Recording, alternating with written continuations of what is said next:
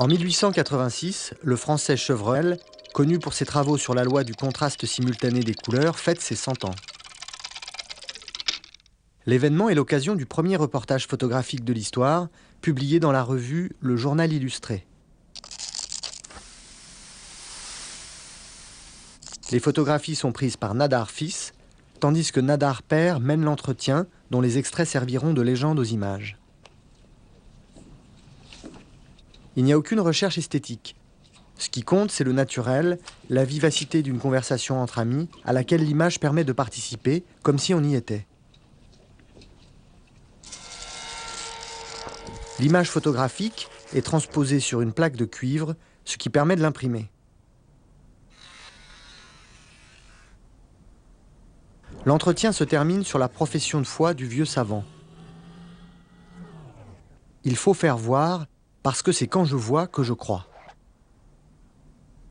Ainsi, dès le premier reportage, l'essentiel est dit. Pour la presse, l'image photographique sera avant tout une preuve de la réalité, de la véracité du texte écrit. La mise en page est encore rudimentaire. Les photographies sont alignées comme des colonnes de texte. Mais les progrès des techniques d'imprimerie permettent rapidement des compositions beaucoup plus fantaisistes. En 1903, dans la revue La vie au grand air, des photographies de lutteurs d'une compétition ont été découpées et arrangées pour former un grand point d'interrogation autour duquel s'organise un texte qui pose la question « Qui va gagner ?» Une façon ludique d'associer images, mise en page et texte qui semble préfigurer les calligrammes de Guillaume Apollinaire.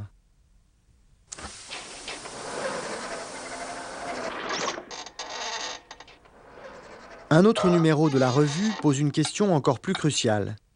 Le diabolo est-il un jeu ou un sport ? Les silhouettes sont détourées, les personnages jouent dans l'espace même de la page, tandis que le texte se glisse où il peut.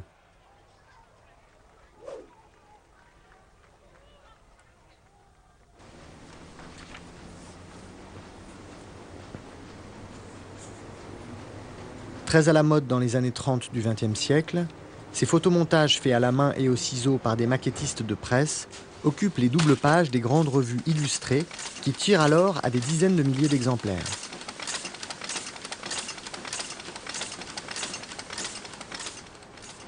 La presse illustrée crée ainsi son propre langage, un hybride de photographie et de typographie, où le texte essaye de se faire image, non sans une certaine naïveté figurative.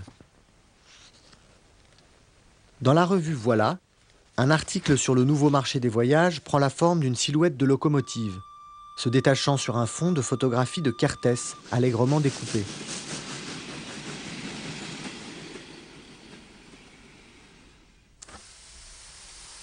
Plus radicale, cette image du magazine Vue, qui scrute à la loupe Miss France 1930, s'inspire clairement des photomontages dadaïstes et surréalistes. Pour la réaliser, Kertész a d'abord pris plusieurs clichés de Miss France, sur lesquels il a ensuite prélevé les morceaux de choix de sa femme idéale. L'oreille, car elle doit savoir écouter, dit la légende. L'œil qui nous regarde. La bouche qui sait se taire. Et la bouche que l'homme sait faire sourire.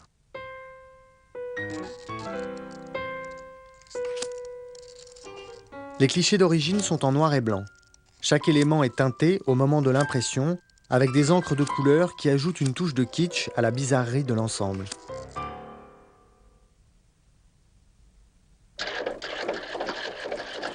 Dans la revue Regard, les photos de David Seymour transformées en engrenages font oublier la césure de la double page pour en faire une composition à part entière. Il y a dans ces montages une véritable volonté d'échapper à la monotonie des formats rectangulaires de la photographie et aux contraintes de l'imprimé.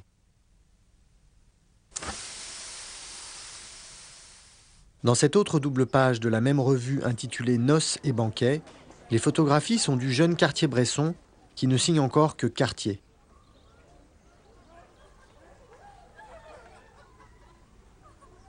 Privées de toute autonomie, elles sont au service de la dynamique de l'ensemble, unifiées par la diagonale qui ombre le texte.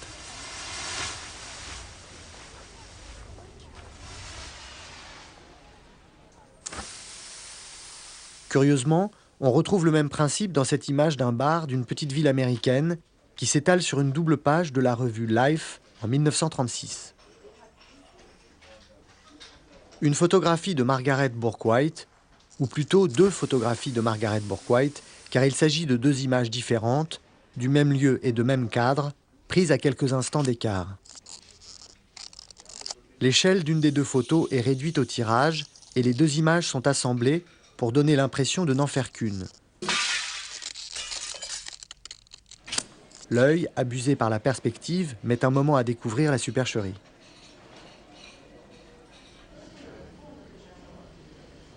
Il y a d'autres façons d'utiliser deux fois la même image. Ce portrait de Bijou, une figure du Montparnasse nocturne, a été pris par le photographe Brassailles, un proche de Kertész, pour son livre de 1932, Paris la nuit. L'année suivante, Brassailles revend la même image à une revue anglaise, Illustrated Weekly, qui la publie avec d'autres photographies de Brassailles sur une double page intitulée Midnight in Paris. La mise en page évoque la carte postale par ses effets de symétrie. Au centre, deux grandes images, l'une jouant sur l'horizontale, l'autre sur la verticale. En dessous, deux images de couple, encadrées par des images de rue et de lumière de nuit.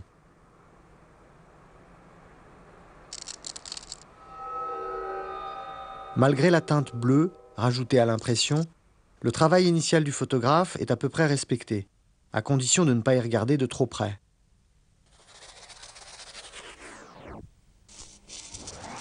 La photographie de ce couple de danseurs semble platement anecdotique, alors que dans l'original non recadré, leurs sourires sont contrebalancés par le regard frontal et buté de la jeune femme à gauche de l'image.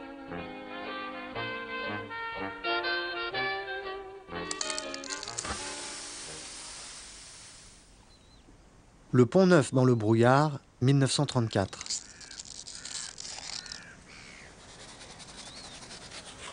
Certaines de ces créations de maquettistes sont des œuvres en soi, d'une grande élégance formelle, comme cette double page de Brassailles, La ville dans le brouillard, parue dans le magazine Vue. Les diagonales des lumières et des arbres se répondent d'une image à l'autre et les relient entre elles, tandis que les caractères du titre évoquent un mélange d'opacité et de transparence. L'effet toutefois resterait purement plastique s'il n'y avait, à peine visible tout en bas de la page, la petite figure d'un passant solitaire, ancrant la composition dans le réel.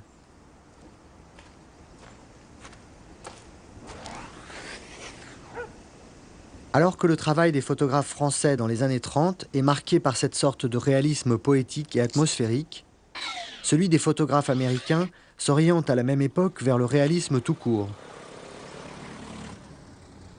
Toujours dans le magazine Vue, la même année, une double page intitulée « La poussière contre l'homme » montre les effets désastreux de la pire sécheresse que les États-Unis ont connue et qui a chassé de chez eux des milliers de paysans pauvres du Middle West.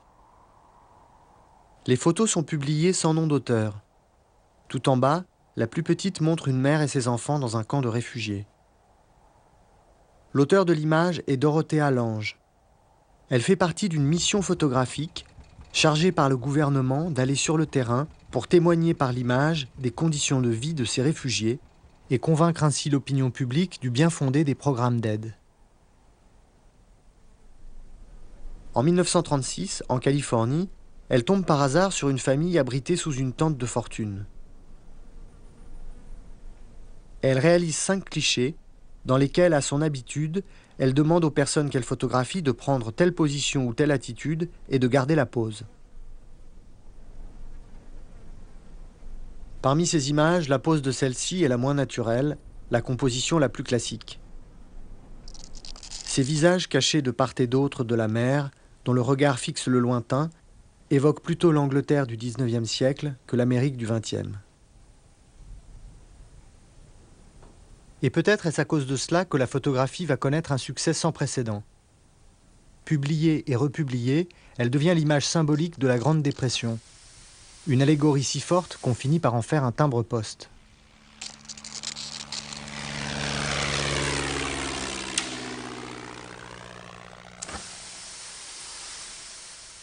Il n'y a par contre aucune volonté allégorique dans ces photographies faites en 1936 en Alabama par Walker Evans. Parfaitement composées mais sans aucun après, elles parviennent à saisir par leur dépouillement même les conditions de vie des petits paysans dans toute leur misère et toute leur dignité. Kitchen Corner, le coin cuisine.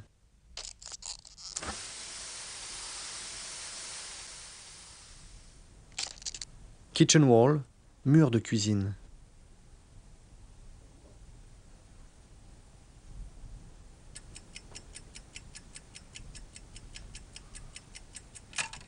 Fireplace, cheminée.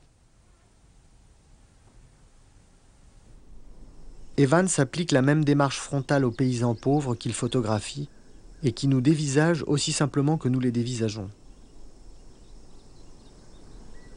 Ces images devaient être publiées dans la revue Fortune avec un texte de l'écrivain James Hadji. La revue s'étant désistée, Evans et Hadji en ont tiré un livre devenu mythique, Louons maintenant les grands hommes. Précédant les centaines de pages du texte de James Hadji, les images de Walker Evans sont présentées sans légende, au lecteur d'en trouver le sens.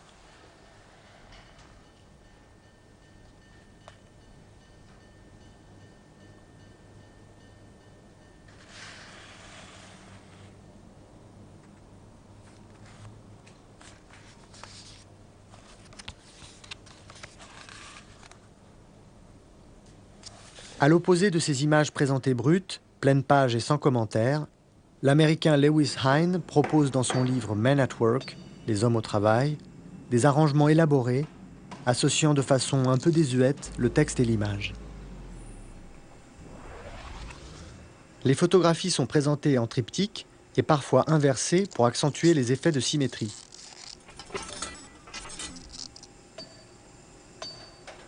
Et comme si le photographe lui-même n'avait pas confiance dans le pouvoir propre de ces images, il les accompagne de commentaires vagues et lyriques, exaltant l'héroïsme de ces travailleurs appelés nos soldats. En Europe, en 1936, c'est la vraie guerre. Les troupes du général Franco, aidées par l'Allemagne nazie et son aviation, attaquent la République espagnole. Plusieurs photographes s'engagent du côté républicain.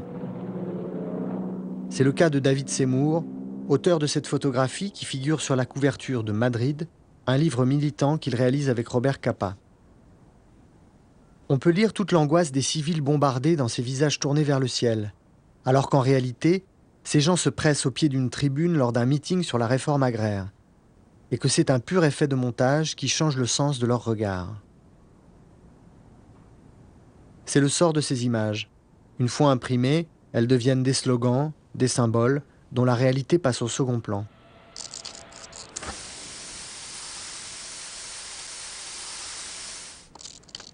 Photographié par Robert Capa en 1936 pendant la guerre d'Espagne, un soldat républicain à l'instant même où il tombe au combat. Aujourd'hui, c'est une des images les plus emblématiques du XXe siècle, une œuvre unique et autonome. Mais quand elle a été publiée pour la première fois dans le magazine Vue, elle partageait la page avec un autre cliché pris au même endroit, tandis que sur la page d'en face, 5 autres photographies de Capa faisaient pendant. Jouant sur les deux termes, guerre et civil, l'ensemble constitue un véritable récit en images. Les photographies se répondent et s'opposent, les cadres se chevauchent, comme pour dire que leur relation compte plus que chacune prise isolément. Allant plus loin encore, une autre revue s'est débarrassée du cadre qui donne sa force à l'image, pour ne garder que la silhouette, transformée en simple signe. Ce n'est plus un document, c'est un fragment de discours. D'une certaine manière, ce nouveau statut met l'image à l'abri. Une étude récente de la topographie a permis de prouver qu'elle a été prise en réalité à 50 km de la zone des combats lors d'un simple exercice. Mais réalité ou mise en scène, l'homme sur la photographie tombe, et le symbole lui-même ne perd rien de sa force. Il n'y a aucun doute sur la réalité des images que Capa réalise pour la revue Life en juin 1944. Il est alors le seul photographe à débarquer avec la première vague des soldats américains sur Omaha Beach. Dans l'urgence du témoignage, les questions formelles passent au second plan. Ce qui compte, c'est le sujet. Et si cette photographie prend soudain l'allure d'une image abstraite, c'est par pur accident. Un accident de laboratoire qui a fait fondre l'émulsion des négatifs et détruit la plupart des images que Capa a prises pendant les premières heures du débarquement. Seules 11 images ont survécu, dont celle-là, la plus célèbre, la plus floue. Le texte qui accompagne l'image justifie ce flou par l'excitation du photographe au cœur du combat. Ce mensonge a scandalisé Capa. Mais pour la revue Life, l'explication avait l'avantage de souligner avec plus de force l'héroïsme de son correspondant au front. Cette façon de mettre en scène les exploits d'un photographe vedette a commencé dès les années 30.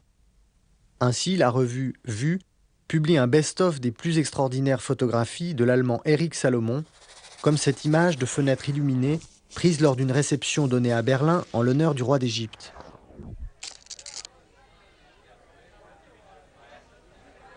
La photographie montre la débrouillardise du photographe, à qui on a interdit l'accès des lieux et qui a réussi malgré tout à s'introduire dans une salle de bain voisine pour faire son image.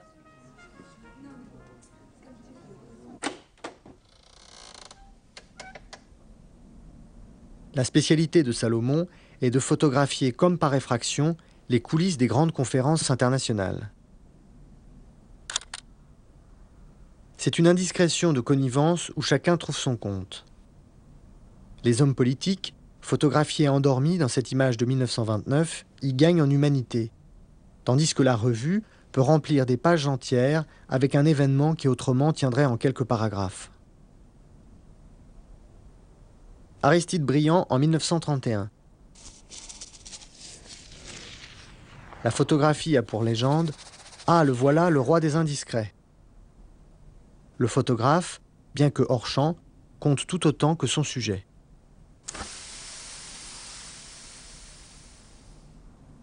Dans un style plus rugueux, l'Américain Wiggy se met lui aussi en scène.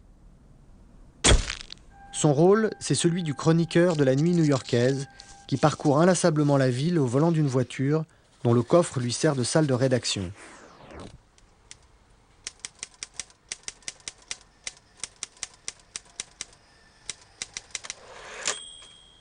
Dans ses déambulations nocturnes, Wiggy ramène des images de meurtres, de nuit à l'opéra, d'arrestations de criminels, jouant des oppositions et du contraste d'un noir et blanc qu'il pousse à l'extrême au tirage pour dramatiser encore plus des situations qui pourtant ne semblent pas en avoir besoin.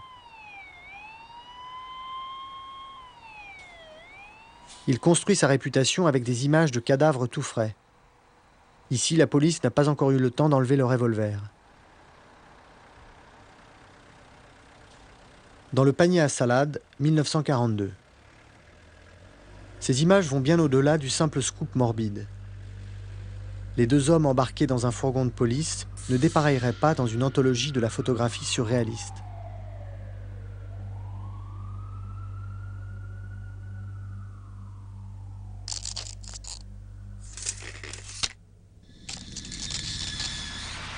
Au regard cynique et brutal du reporter de la grande ville, la revue Life oppose le regard sympathique du photographe Eugene Smith.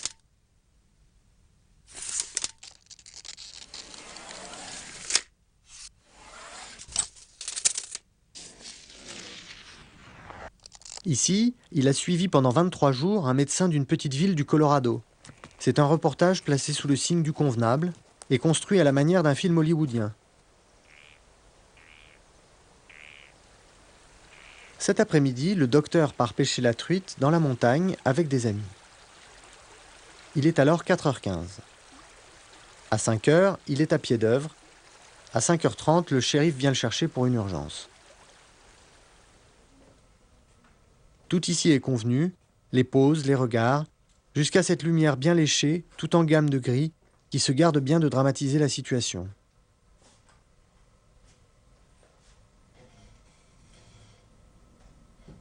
En 1954, Eugene Smith se révolte contre le conformisme de ces images sans saveur, aussi lisses qu'édifiantes. Il démissionne de la revue Life et se met à produire des images singulières, énigmatiques, au noir et blanc tranché.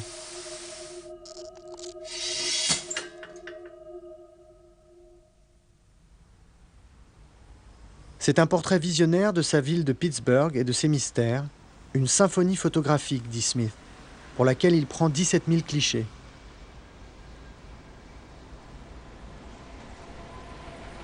Ce projet, dans lequel il engouffre son énergie et sa vie, doit aboutir à un livre. Mais ce livre ne verra jamais le jour. Smith devra se contenter de publier dans une revue de photographie une trentaine de pages sur la composition desquelles il travaille d'arrache-pied pendant des mois. Mais le format de la revue ne lui permet pas de réaliser l'œuvre totale dont il rêvait, et le grand projet s'achève sur un échec. Après sa démission de Life, Smith a rejoint l'agence Magnum que viennent de fonder Capa, Seymour et Cartier-Bresson, considéré alors comme un des plus grands photographes de son temps. Son reportage sur l'URSS de 1954 fait sensation. Les revues présentent ces images comme le premier regard d'un occidental sur l'Union soviétique, un an à peine après la mort de Staline. Cette photographie connaît un succès tout particulier. Elle fait la couverture du magazine allemand Stern, qui proclame finement « Voici ce qu'aucun homme occidental n'a jamais vu ».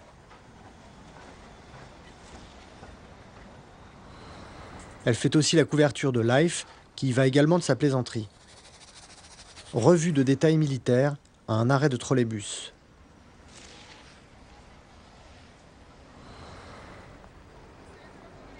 Match est plus sérieux. La photo est publiée en page intérieure, avec une légende qui insiste bizarrement sur le marchand de glace ambulant, à peine visible en bord de cadre.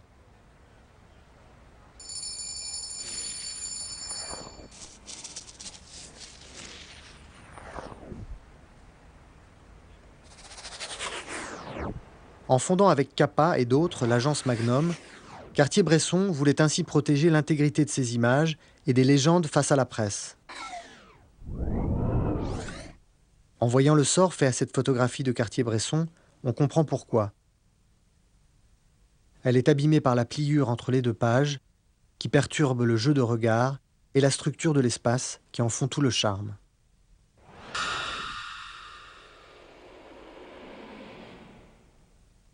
Ce n'est que dans les livres supervisés par le photographe à la fin des années 60 que ces images sont publiées bordées du fameux cadre noir, gage que ces photos n'ont pas été recadrées à la publication. Les cadres noirs de l'américain Richard Avedon remplissent la même fonction. Ce sont les bords réels de ces négatifs au format 8-10 que le photographe utilise pour ses séries de portraits des années 70. Ici, des acteurs de la vie politique américaine, photographiés comme toujours chez Avedon sur un fond totalement neutre, de sorte que le cadre noir devient lui-même décor.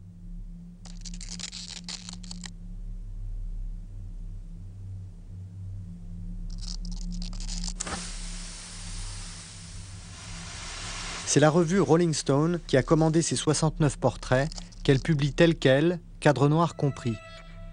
Un signe que ces photographies doivent être vues non comme un simple accompagnement visuel, mais comme des œuvres à part entière.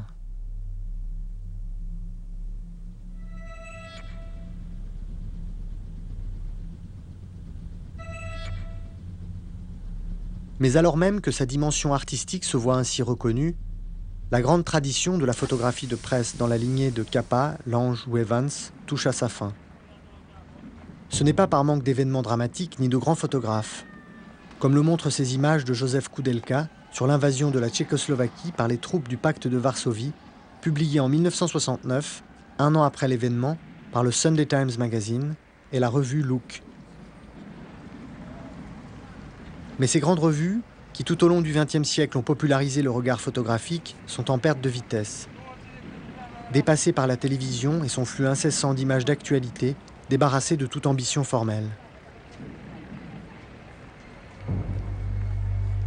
Face à cela, la photographie devra affirmer à nouveau ce qui fait sa véritable force, sa capacité à créer des images uniques qui font mémoire.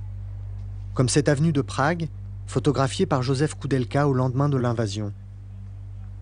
Une image qui montre au-delà du simple événement ce que cela signifie d'avoir été là.